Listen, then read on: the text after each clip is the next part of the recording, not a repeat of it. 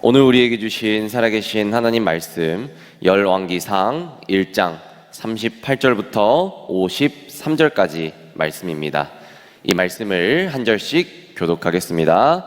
제사장 사독과 선지자 나단과 여호야다의 아들 브나야와 그렛 사람과 블렛 사람이 내려가서 솔로몬을 다윗 왕의 노새에 태우고 인도하여 기혼으로 가서 제사장 사독이 성막 가운데에서 기름 담은 뿔을 가져다가 솔로몬에게 기름을 부으니 이에 뿔나팔을 불고 모든 백성이 솔로몬 왕은 만세 술을 하옵소서 하니라.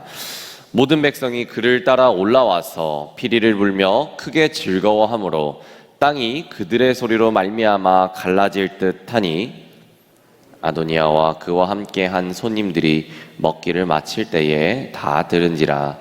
요압이 뿔나팔 소리를 듣고 이르되 어찌하여 성읍 중에서 소리가 요란하냐. 말할 때에 제사장 아비아달의 아들 요나단이 오는지라. 아도니아가 이르되 들어오라. 너는 용사라. 아름다운 소식을 가져오는도다. 아도니아가 대답하여 이르되 과연 우리 주 다윗 왕이 솔로몬을 왕으로 삼으셨나이다.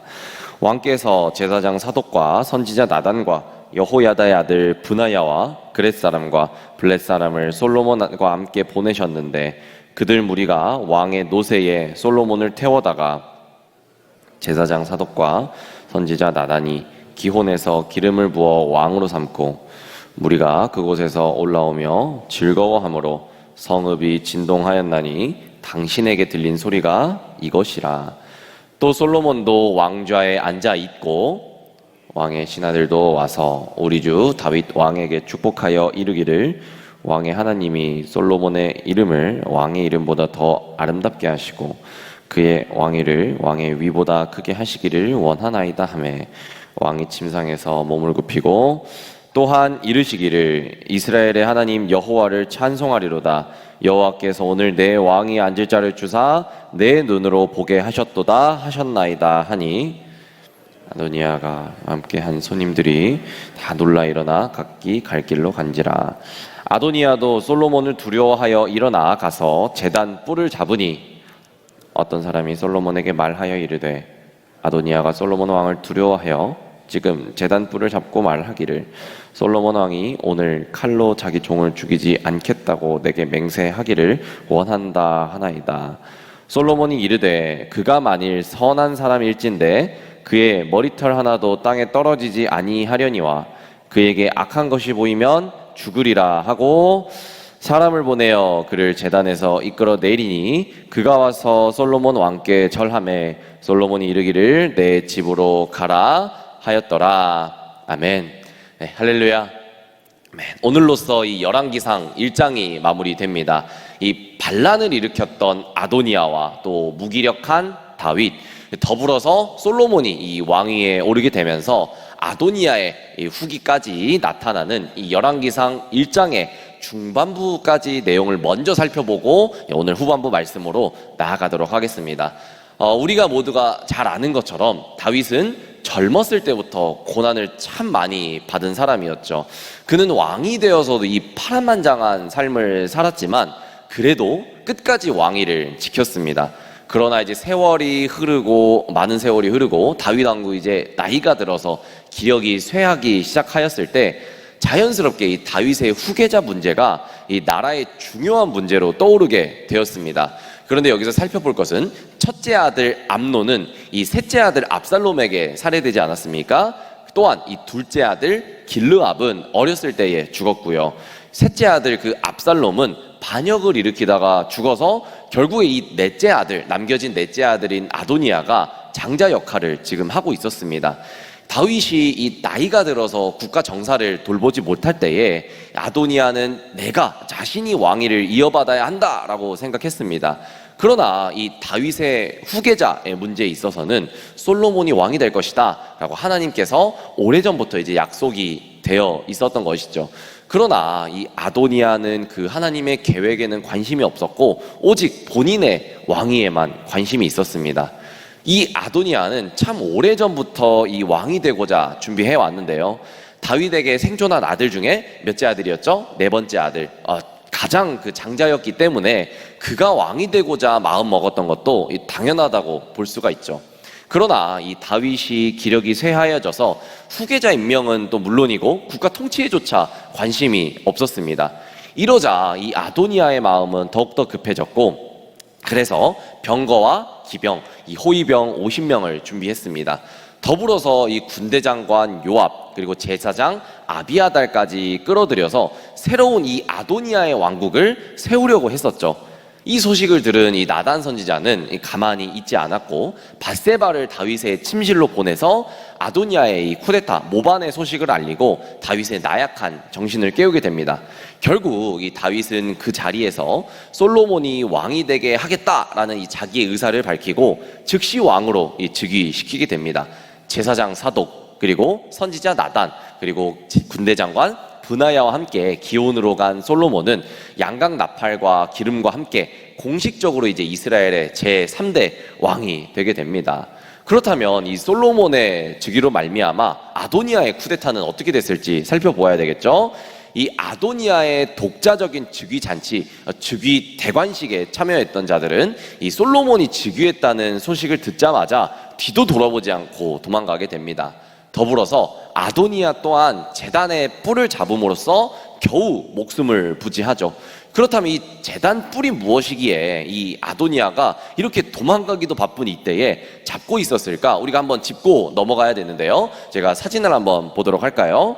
제가 제단 뿔이 있습니다. 이것은 이제 번제단의 사진인데요. 이 번제단 네 귀퉁이에 위로 뾰족하게 돌출된 곳이 보이죠. 이것이 바로 제단 뿔인데요. 성경에서 뿔이란 힘과 권능을 상징합니다. 그러니 이 번제단에 있는 뿔도 하나님의 권능과 하나님의 힘을 상징하는데요. 그런데 이 제단 뿔은 출애굽 시대 때부터 도피성 같이 이 죄인이 피할 수 있는 처소로 알려져 있었습니다. 즉, 이 제단의 뿔을 잡은 것은 권능의 하나님께 긍휼과 도우심 그리고 보호하심을 간구하는 행동이지요. 이 아도니아 또한 여기 나타난 이 제단의 뿔을 잡은 것은 자신의 죄가 이 다윗과 솔로몬으로부터 용서받을 수 없는 반역죄인 것을 알고 있었기 때문에 하나님의 자비를 구한 것이죠. 결국에 이 솔로몬은 아도니아의 목숨을 살려주는 대신 52절 말씀을 보시면 다시 악한 짓을 하면 죽일 것이다 라는 조건을 걸고 아도니아를 돌려보내지요. 여기서 우리는 이 아도니아와 이 다윗 왕의 공통점과 차이점을 우리가 발견할 수 있습니다. 먼저 이 다윗 왕과 아도니아는 둘 다 이 자신도 모르는 사이에 진행된 사건의 소식을 듣게 되죠. 이 점이 좀 공통점입니다. 다윗 왕에게는 이 아도니아의 쿠데타 모반의 즉위의 소식, 또 아도니아에게는 솔로몬의 즉위 소식이 이런데요.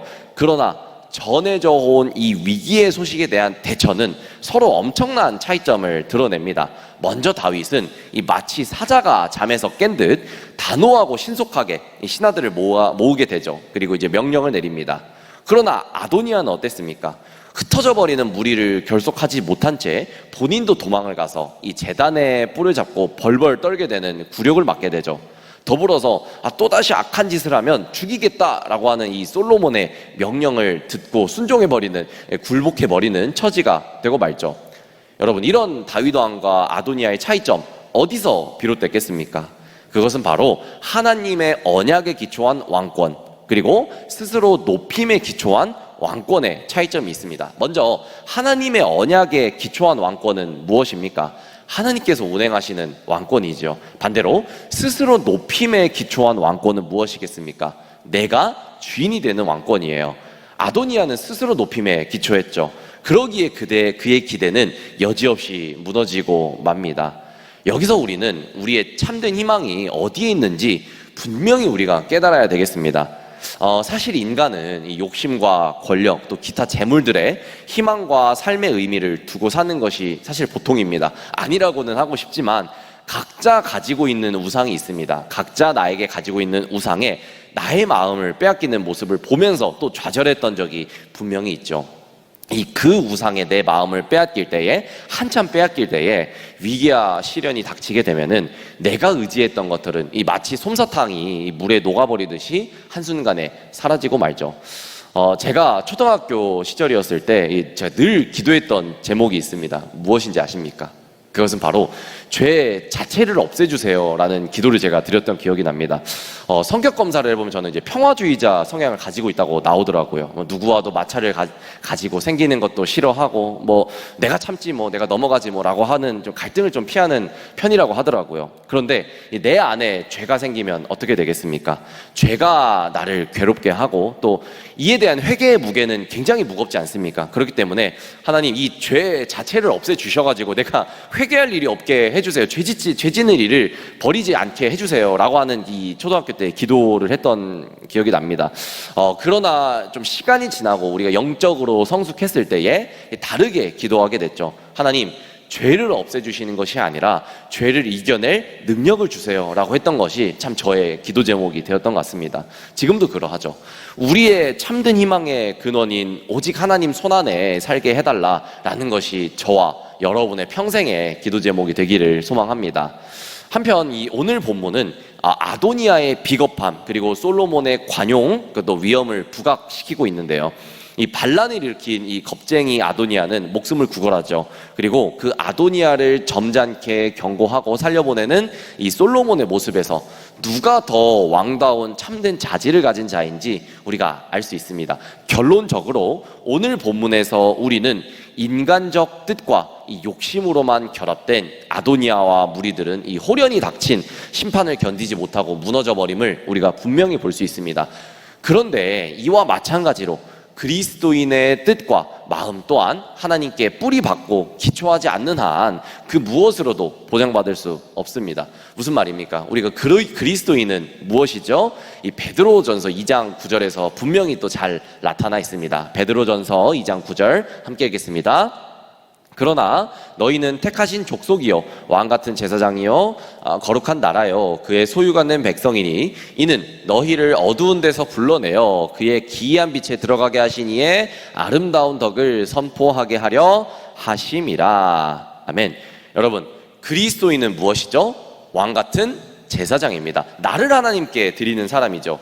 그러나 자신을 하나님께 드리는 이 제사의 생활이 없다면 왕과 같은 그리스도인의 당당함도 분명히 사라지게 될 것입니다. 우리 속담 중에 빈 수레가 요란하다라는 말이 있습니다. 아무리 요란한 수레라도 결국에 뚜껑을 열어보면 비어있는 수레라는 것이죠. 이처럼 껍데기만 요란한 그리스도인은 이 아도니아의 가짜 왕권이 그랬던 것처럼 위기에 봉착하면은 곧 무너지고 맙니다. 그러므로 우리는 지금이라도 내가 그리스도인의 모습을 가지고 있는지 또는 세상인의 모습을 그대로 따라가고 있는지 분명히 우리가 돌아봐야 되겠습니다. 사랑하는 여러분, 결국에 아도니아의 반역은 실패했습니다. 이 반역 왕국을 준비하며 이스라엘에서 영향력이 있던 제사장 그리고 군대 장관까지 영입하면서 이 아도니아 사단은 참 기세등등했죠. 그러나 그들은 위기 때가 올 때 아도니아와 함께 있지 않았습니다. 흔적도 찾을 수 없이 도망갔고요. 혼자 남겨진 아도니아는 제단 뿔을 잡게 됨으로써 혼자 두려움에 떨게 되었습니다. 사랑하는 여러분, 여러분의 모습은 지금 어디에 있습니까? 하나님의 명령을 기다리면서 준비했던 솔로몬인지 아니면 욕심의 눈이 멀어가지고 하나님의 계획도 파기했던 아도니아인지 분명히 나를 돌아보는 자성찰의 시간이 있기를 바랍니다. 아직 그 모습을 발견조차 사실 하지 못하셨다면 나를 찾기 위해 기도하는 것이 더욱 중요하겠지요. 여러분, 욕심의 끝은 어디입니까? 이 솔로몬에게 용서받은 아도니아는 여전히 욕심을 버리지 못했어요. 얼마나 아도니아 입장에서 생각해 보면은 얼마나 부끄럽고 얼마나 이가 갈렸겠습니까? 솔로몬이 왕이 된 지 얼마 후에 아도니아는 여전히 남아있는 이 정치적인 목적을 달성하기 위해서 수냄 여자 아비삭을 얻으려고 밧세바에게 갑니다. 저희가 또 내일 또 살펴볼 내용인데요. 그러나 이 수냄 여자 아비삭은 다윗의 노년에 이 다윗을 케어하기 위한 후궁이었어요. 이 아비삭을 달라고 하는 아도니아의 요구는 분명히 엄연한 불법이었고, 아도니아는 결국에 솔로몬에 의해서 처형되게 되죠. 욕심의 과정은 정말 부응하는 것 같아 보일 수 있습니다. 아도니아의 그 잔치 때도 그랬죠. 정말 수많은 사람들이 아도니아를 높였을 겁니다. 아도니아가 왕이 돼야 됩니다. 당신만이 왕입니다. 이렇게 높였겠지만 결국에 욕심의 끝은 결국에 파멸입니다. 우리가 함께 기도하실 때에 나의 모습은 지금 어디에 있는지, 내가 지금 어디를 향해 달려가고 있는지, 정말 우리가 주님의 본향을 향해서 달려가고 있는지, 아니면 세상의 기준에서 우리가 목적을 달성하기 위해 달려가고 있는지, 우리의 모습을 분명히 돌아보아야 되겠습니다. 그래서 한 주의 시작입니다. 이 한 주의 시작에 나의 모습을 분명히 돌아보면서 주님 안에서 분명한 평강을 누리는 저와 여러분들의 모든 삶이 되시기를 주님의 이름으로 축복합니다. 함께 기도하겠습니다. 사랑의 하나님, 주님께서 우리의 마음과 눈앞에 분명히 보임에도 우리는 당장 닥쳐오는 욕심에 눈이 멀었습니다. 그래서 주님을 배반한 적이 너무나도 많이 있습니다. 하나님, 이 죄인을 용서하여 주시고 내 모습이 과연 어디에 있는지, 주님을 따르는 다윗과 또 솔로몬인지, 아니면 주님의 계획에 반하는 아도니아인지 돌아봅니다. 나의 가는 길을 인도하여 주시고 복되게 인도하여 주시옵소서. 아버지, 나의 욕심으로 사는 삶이 아니라, 나의 이생과 자랑으로 사는 삶이 아니라 정말로 청지기로서 그리스도인의 삶을 살 수 있는 하나님의 시선으로 살아가는 우리의 하루하루 삶이 될 수 있도록 주님 인도하여 주시옵소서. 그리고 나의 시선이 정말 주님을 볼 수 있는 삶의 자세가 되었다면 이것 또한 우리의 자녀에게 물려주어서, 신앙의 유산으로 물려주어서 어떤 것이 정말 옳은 것인지, 어떤 것이 정말 복된 삶인지 올려드릴 수 있는, 또 가르쳐줄 수 있는 우리 모두가 될 수 있도록 주님 함께하여 주시옵소서. 살아계신 예수님 이름으로 감사히 기도드렸습니다. 아멘.